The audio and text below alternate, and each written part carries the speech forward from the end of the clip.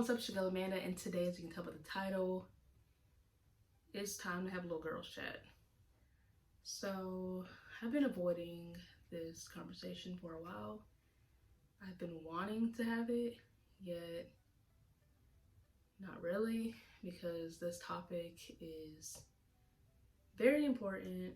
We all go through it, but it's not something that we like to talk about. And so I just wanted to give you all maybe some advice and some things that I've learned personally in my relationships and throughout my relationships that maybe you can use in your future, or maybe you can relate in some way or some form or fashion. So let's just get into it. So I have here 5 things that I've learned. Obviously, I've learned more, but my top 5 things maybe that I've learned throughout all of my relationships are here. So number 1 is to put myself first. I know that sounds weird, but in relationships, a lot of times we think that we have to put our significant other first all the time, and that 9 times out of 10 leads to us feeling drained. We don't feel appreciated, and it all has to do with self-love. And with that, I feel like by putting our significant other first, we're not taking accountability of how we feel. We're not taking into accountability of things that go on mentally that we try to throw to the side. And we're so focused on our other our significant other that we don't pay attention to ourselves. I know personally with myself, I have done this plenty of times, and each time has made me feel drained at the end of my relationships. I would put them first in terms of making sure that they know I'm not cheating, making sure that they know I'm there for them, making sure that I am supporting them in all that they do and choose to do, legally and well. And I feel like because I've put them first so many times, that when I do end the relationship finally, or when the relationship is ended on their behalf, and I step back and I look and I say to myself, all this time I felt this way, but I didn't pay attention to it because I was so focused on putting them first, making sure that I'm catering to them, although I wasn't catering to myself. I was making sure that they felt loved, although it wasn't reciprocated back. And so with that, I've always put myself on the back burner. And I know that sounds weird in a relationship, like I say, to put yourself first, but sometimes you have to, because if you don't, you will constantly feel drained in all of your relationships that you have, and you will always feel like you're not getting things reciprocated back if you're going over the max. The second thing I learned in relationships is that I should listen to my gut. Our gut is always that feeling that we get when we know something is true, but yet our minds make us think that it's not. And I personally have done this plenty of times as well, where I'll feel something, I'll feel like I'm being cheated on, feel like I'm been taken advantage of, feel like I'm wasting my time, and I say, no, that's not true, because he told me this, he told me that, he's doing this, so no, he's busy, whatever. And it always ends up either me being cheated on, or me just being 100% right altogether, that they're not all in the relationship, they're not fully committed to the relationship, whether it's mentally, physically, emotionally, they're just not connected to the relationship. And so I had to learn, and I still have to learn, to listen to my gut more often, because that gut feeling is there for a reason, okay? It's there for a reason. Listen to it. The third thing that I will forever use in my future relationships is to be firm on my expectations. I know, and I have been told, that my expectations sometimes are too high, not just with relationships, but with just life in general. I expect the best, I want the best, and I want to be the best me that I can possibly be, which will never happen because I'm constantly going to want to grow and just mature and constantly, be successful more than what I was previously. But with my expectations in relationships, sometimes I tend to, well, although, he's nice looking and he's respectful at the same time, I don't like his ways. And so that's not, but that'll be fine.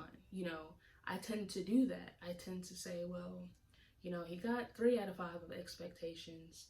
He's lacking in 2. He's not willing to fix those 2. He even told me he's not willing to fix those 2. So I've lowered my expectations to fit because I really want to be with you. And I've learned that a real man will honestly step up to the plate and be there and be what you want him to be if he really wants to be with you. And that's just what I had to learn. I had to learn that for myself, and I had to learn it the hard way. Yeah, the fourth thing that I will say I learned in relationships is to have more self-respect. This kind of ties back into putting myself first. And, I need to stop allowing things to happen. I need to have more self-respect for myself. If I know that what he is doing, whoever my significant other is at a specific time, whatever he's doing, if I know that it's not something that I like personally and it's making me feel a certain type of way and he knows it makes me feel a certain type of way, I need to be respectful to myself to cut ties, because that is not something that I want to constantly feel. Like I said before, if a man really wants to be with you, he's going to change his ways to be acceptable. So will a woman, it goes coincide. But talking from a female's point of view, a guy will raise up and be what he needs to be for you. And so if he knows that what he does hurts you, whether it's emotionally or mentally, he won't do that. And I did not say physically, because if you're being physically abused or hurt, you need to seek like some form of help with someone that you trust, that you can get out of that situation, okay? Because no man and female, because I know there's females that beat on men as well.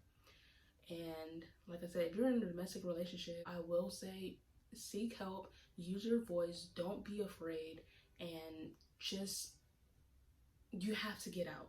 You have to get out. But yeah, having self-respect for yourself and not allowing things to happen, whether it's with cheating, not everything has to do with domestic violence, but even cheating, the way he talks to you,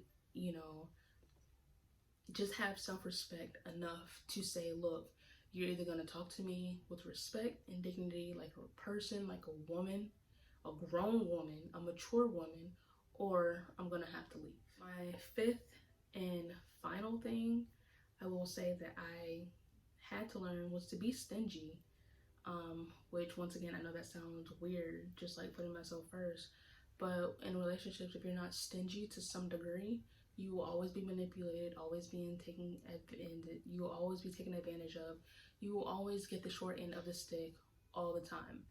And I had to learn that the hard way because I allowed myself to be easily accessed. I just feel like you have to be stingy to some degree with your access to people, and that even goes beyond relationships, just in general. Everyone shouldn't have easy access to you because you have to be stingy with your time. Time is valuable. You won't get that time back. You will never see that time again. And, you just have to be stingy. Life is short. I used to never believe that, but I'm almost 25 years old and I feel like I was just graduating high school and I'm graduating college, and it's just like, where did time go? Like, life is really like on a move, and life don't wait for nobody. And so if you're in relationships, you need to be a little stingy with your time and treat it as though it's valuable, because it really is. Not everyone gets to, it's kind of like allowing people to borrow money. You don't let everyone borrow money, so don't let everyone borrow your time, because not everybody's going to give you your money back, and not everybody's going to give you the same time that you gave them back to you. Okay, and like I said, I'm still learning these things and still trying to apply, when it comes to relationships with me, I do tend to be on the soft side. I tend to be easily accessed because, like I said, we try to live by that. Oh, I don't want you to think I'm cheating. I don't want you to think that I'm doing something behind your back. You know, stepping out on you and all of that stuff. Like I'm not in.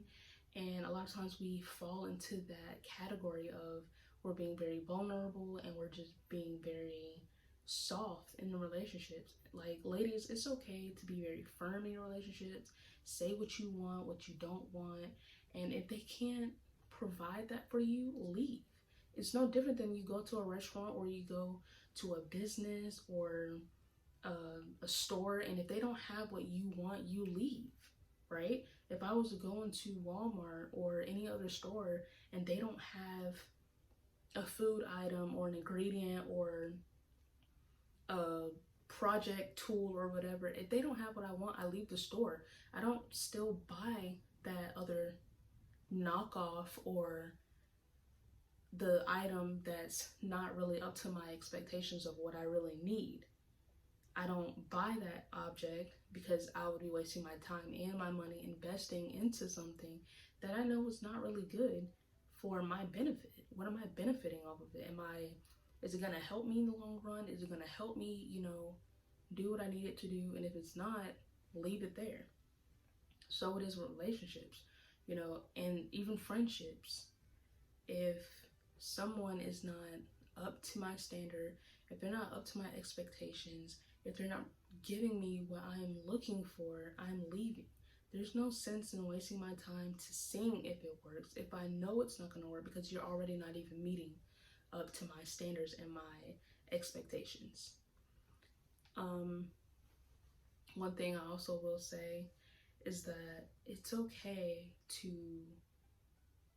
be in a relationship and leave the relationship.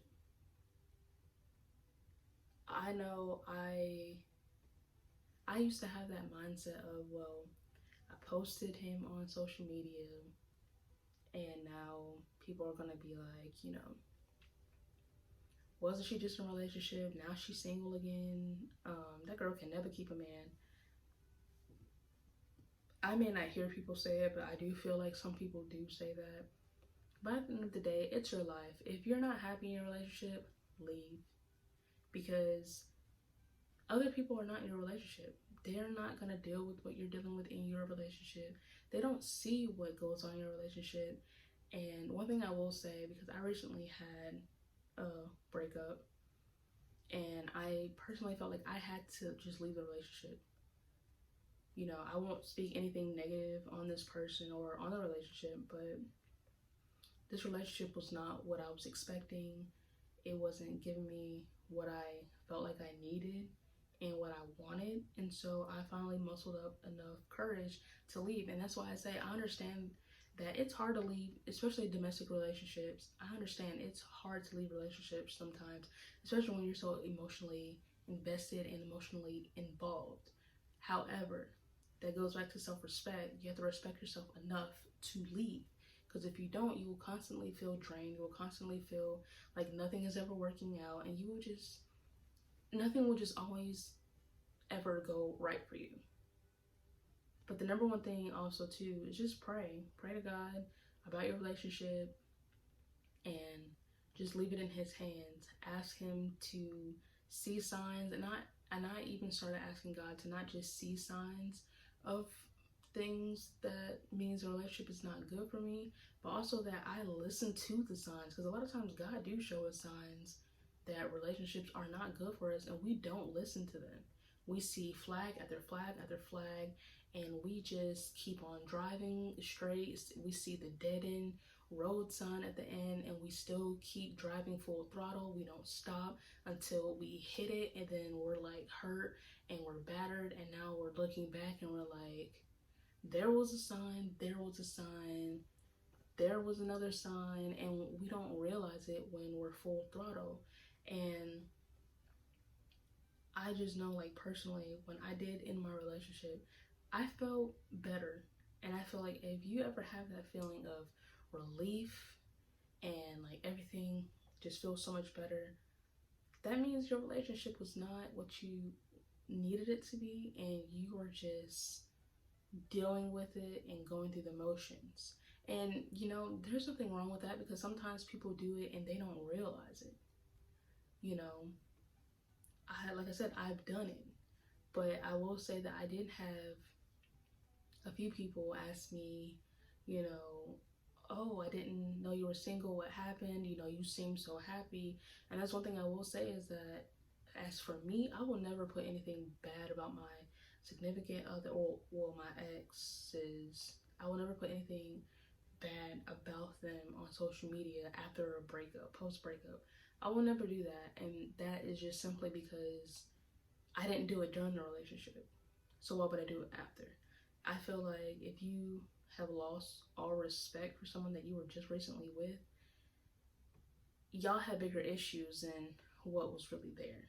Neither one of y'all had real respect for each other, and that's just a big person conversation that y'all just needed to have, and y'all failed to have that.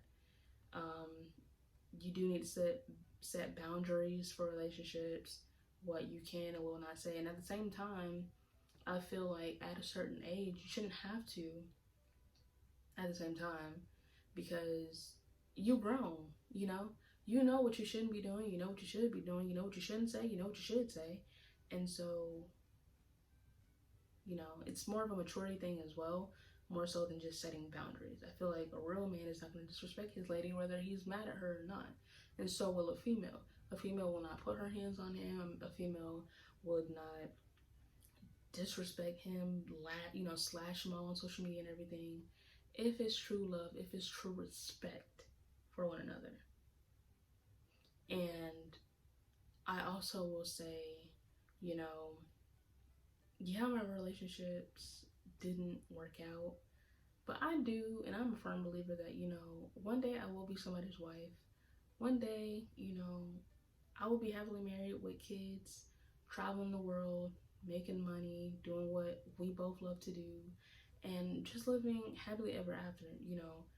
I just feel like I will have that one day, but while I am single, I will take this time to self-reflect and just be me and enjoy myself. And really enjoying myself is not more so talking to 50 million guys. I'm not doing that. I've never done that before, but it's too much work. But I will say, just taking time to self-reflect. Just because you're single does not mean that you're broken, doesn't mean that you're better. Because I will tell you, I just recently went through a moment where I'm just like, why don't anyone want me? Am I not good enough? Am I not like pretty enough? Am I not, up to par? Like, what is really wrong with me that no guy wants to do right by me? They don't want to not step out. They don't not want to spend time like they should. They don't want to communicate like they should. And it's things like that that you can't allow to get inside of your head, because listen, boo, you are beautifully and wonderfully made.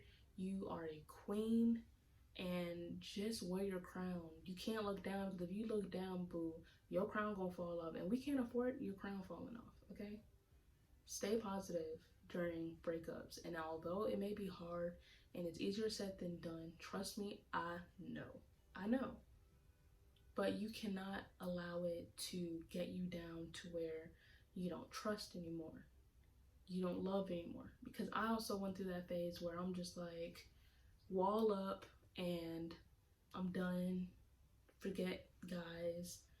I wasn't going to the other side, but I'm just like, forget guys. I'm just gonna stay by myself, do me, and whatever. But you really have to just self-reflect and understand that just because it's a breakup doesn't mean that it's the end of the world. It doesn't mean that, you're never gonna get with someone, that no one good, that Prince Charming, was never gonna come around. Don't think like that. You have to stay positive, and like I say, just move on, because that was God's blessing that didn't work out. I can't tell you how many times I've said, ooh, we're gonna get married, and then I look back at them and I'm just like, God, you did that. Thank you. And it's not, like I said, to bash anyone or whatever, but I'm just like, either they haven't changed or they have changed, but it's not what I'm still looking for. It's, and it's just something that I'm just like, God, just thank you. Because where I'm going in my future, where you're taking me in my future, I can't take them anyways. And like I said, this goes for relationships and just, I mean, I'm speaking on both sides right now. Relationships and friendships. Thank you, God, for blocking that. Thank you, God, for cutting those ties, because where I'm going, I couldn't carry that weight. I can't go up the ladder with the rope tied behind me carrying a dead weight. It'll take me forever. And so sometimes being set back is not being cut off. We have to realize that, like I said, for both relationships and friendships, just because it didn't work out, boo, don't mean that it is the end of the world. It don't mean that you won't live to have another good relationship. It don't mean that you won't have another good friendship. I've moved away for school, and I've honestly met some great people, better people than what I used to have in my life that I no longer talk to. And it's things like that that I'm just like, man, had I not took this move, although it hurt that I had to cut people off, or that those people cut me off, because I took a move, it's like, well, I'm glad, because these people that I have met talking my language, they're doing what I'm trying to do, they walk in how I'm trying to walk, and it's like, thank you, you helping me climb, boo. Thank you. And though, and it's not, like I said, it's not even to bash anyone back at home or anything like that. I will never do that. I will always, remember where I came from. I will never forget where I came from. My hometown, everything. I rep it to the day I die. You know what I'm saying? But there was some people that I was very close with, even in high school, and I'm just like, I'm so glad that I had to cut those off. I'm so glad that things went the way they went, although at that moment I couldn't see that. So it is with relationships. Sometimes we are so close that we don't realize that what we're doing and the people that we're hanging around are really hurting us. We're being cut deep, and we don't realize until we step back and we're bleeding, and we're like, well, what about me? No one's here to sew me up. No one's here to breathe life back into me. No one's here to support me and be there for me. And then when we finally heal and we realize, like, I didn't mean nothing to you. And at that moment, you have to thank God, that what happened because you've learned your lesson, and you've also gained better understanding of situations as they happen. Like I said, the higher you go up, God's gonna give you more and more. But you just gotta stay positive. You just gotta stay positive and just learn from your mistakes. Learn from what happened in the relationship. Sometimes it's not even your significant other. Sometimes it's you. I know I have ways. I know that I'm not perfect. I know that I have a lot of growing and maturing to do in certain areas. But you know what?